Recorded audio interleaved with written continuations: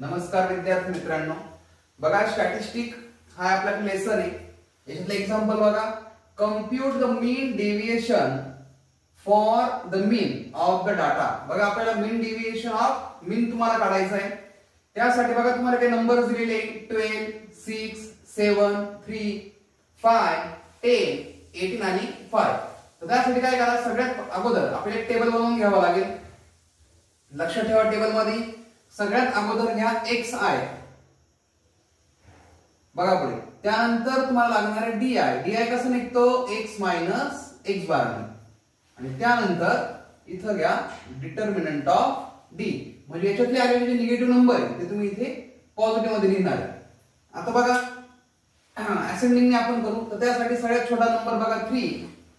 त्यानंतर पुढे बघा 3 नंतर 5, त्यानंतर 7, पुढे बघा 7 नंतर आपल्याकडे 10, इथे एक 6 पण आहे, लक्षात घ्या. 5, 6, 7, त्यानंतर 10, 10 नंतर बघा 12, 12 नंतर 15 आणि 15 नंतर बघा 18. बघा अशा पद्धतीने आपल्याकडे इथे एक नंबर आहे. तर इथे लक्षात घ्या समेशन ऑफ xi म्हणजे यांची टोटल नंबर मोजून घ्या. 1 2 3 4 5 6 7 8. तर बघा यांच्या टोटल करा. 3 plus 5 plus 6 plus 7 plus 10 plus 12 plus 15 plus 18. बघा याची जी काही टोटल आपल्याकडे आली समेशन ऑफ xi तो येतोय आपल्याकडे 76 आहे. त्यानंतर आपल्याला di काढायचा आहे. म्हणजे लक्षात घ्या x मायनस x बार. तर तुम्हाला आता x बार काढणं गरजेचं आहे. x बार म्हणजे कोण, मीन. तर बघा x बार कसा फाइंड आउट करायचा. x बारचा फॉर्म्युला आहे समेशन ऑफ xi. बघा summation of xi divide by total number. मग समेशन ऑफ xi लक्षात घ्या 76 डिवाइड बाय टोटल नंबर बघा 1 2 3 4 5 6 7 8. बघा टोटल नंबर आपल्याकडे आहे 8. तर मग x बार बघा म्हणजे 76 डिवाइड बाय 8 म्हणजे x बार आपल्याकडे आलेला आहे 9.5. बघा म्हणजे आपण इथे लिहून घेऊ x bar is equal to 9.5. आता लक्षात घ्या फॉर्म्युला काय म्हणतोय, di is equal to x minus x bar. बघा x बार तुमच्याकडे आहे आणि x पण तुमच्याकडे आहे. बघा x मधनं x बार मायनस करा. बघा इथं जर x ची व्हॅल्यू 3 आहे तर 3 मधनं 9.5 मायनस करा. म्हणजे बघा 3 मायनस 9.5. बघा याची व्हॅल्यू आपल्याकडे आली मायनस 6.5. त्यानंतर पुढे बघा 5 मायनस 9.5.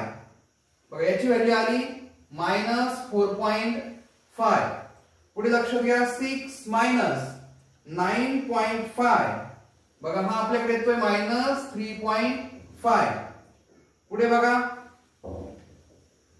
7 मायनस 9.5 म्हणजे हा आपल्याकडे येतोय मायनस 2.5. पुढे बघा 10 मायनस 9.5 हा आपल्याकडे येतोय 0.5. पुढे बघा 12 मायनस 9.5 म्हणजे हा येतोय 2.5. नेक्स्ट 15 मायनस 9.5 हा आपल्याकडे येतोय 5.5. नेक्स्ट 18 मायनस 9.5 हा आपल्याकडे येतोय 8.5. बघा आता डिटर्मिनंट मध्ये तुम्हाला di दिसतोय. याचा अर्थ ज्या निगेटिव्ह टर्म आहे त्या पॉझिटिव्ह करून घ्या. म्हणजे 6.5 हा 4.5 3.5 2.5 जो पॉझिटिव्ह आहे ते पॉझिटिव्ह ठेवा. 2.5 5.5 इथे आपल्याकडे आहे 8.5. त्यानंतर इथे बघा समेशन ऑफ di म्हणजे आलेले जे काही नंबर्स आहे त्या नंबर्सचे आता टोटल मारा. 6.5 plus 4.5 plus 3.5 plus 2.5 plus 0.5 plus 2.5 plus 5.5 plus 8.5. बघा याची जी टोटल आपल्याकडे आलेली आहे ती आहे 34. बघा तुम्ही एक्स बार अगोदर काढला होता, आता आपल्याला काढायचं आहे मीन डिव्हिएशन अबाउट मीन. बघा mean deviation about mean is equal to, बघा इथे summation of D I divide by total number.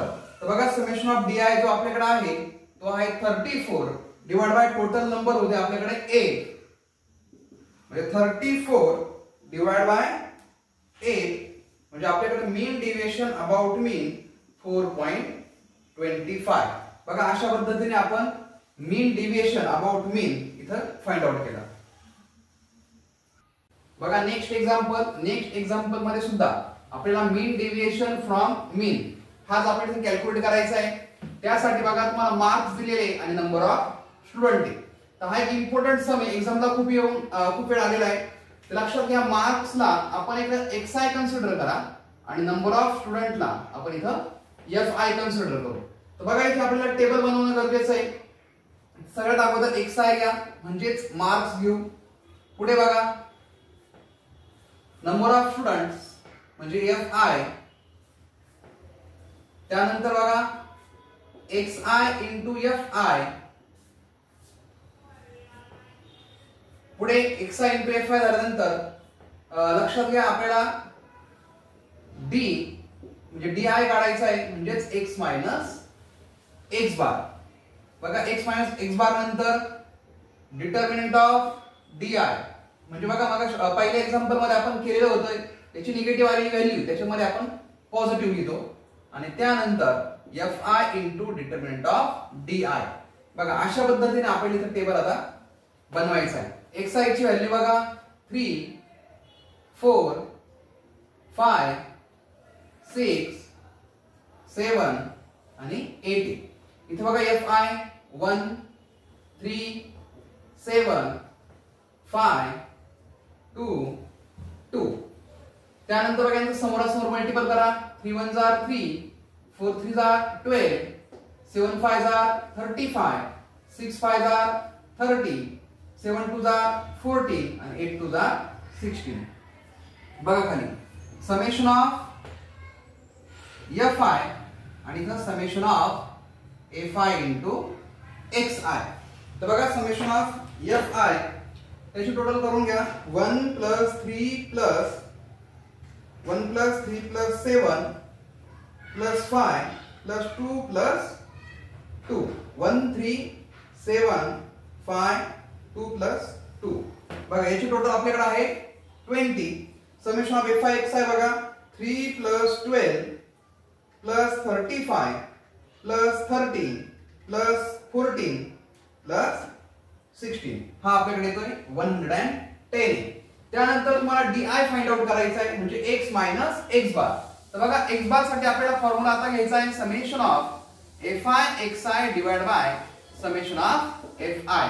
बघा समेशन ऑफ FI XI मध्ये टोटल किती आले आपल्याकडे 110 divide by summation of FI बघा 20 म्हणजे बघा X बार 110 डिवाइड बाय 20 म्हणजे हा येतो आपल्याकडे 5.5. म्हणजे लक्षात घ्या X बार ची जी काय व्हॅल्यू आपल्याकडे आहे ती येते 5.5.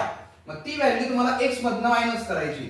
लक्षात घ्या X ची व्हॅल्यू बघा 3 मायनस 5.5, 3 मायनस 5.5 म्हणजे हा येतो minus 2.5.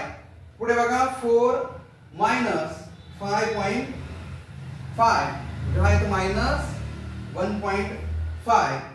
Next 5 minus 35 sorry 5 minus 5.5 हा आपल्याकडे येतोय मायनस 0.5. त्यानंतर 6 मायनस 5.5 म्हणजे हा येतो 0.5. नेक्स्ट 7 मायनस 5.5 म्हणजे हा आपल्याकडे असणार आहे 1.5. 8 मायनस 5.5 हा आपल्याकडे आहे 2.5. त्यानंतर DI बघा, DI म्हणजे जे काही निगेटिव्ह टर्म आहे ती सर्व पॉझिटिव्ह मध्ये घ्या. बघा इथे 2.5, 1.5, 0.5, 0.5, 1.5 आणि 2.5. त्यानंतर बघा FI आणि डिटर्मिनंट ऑफ DI. बघा हा FI आणि हा DI यांचं मल्टिपल करा. 1 into 2.5 म्हणजे हा असणार आहे आपल्याकडे 2.5. पुढे बघा 3 into 1.5 म्हणजे 15 3 are 45. पॉइंट असल्यामुळे 4.5. पुढे बघा 7 into 0.5, 7 into 0.5 म्हणजे हा येणार आहे 3.5. पुढे 5 into 0.5, 5 5 are 25. पॉइंट असल्यामुळे 2.5. इथे बघा 2 into 1.5 म्हणजे हा येणार आहे 3. इथे लक्षात घ्या 2 into 2.5 म्हणजे हा आपल्याकडे असणार आहे 5. बघा summation of FI into DI.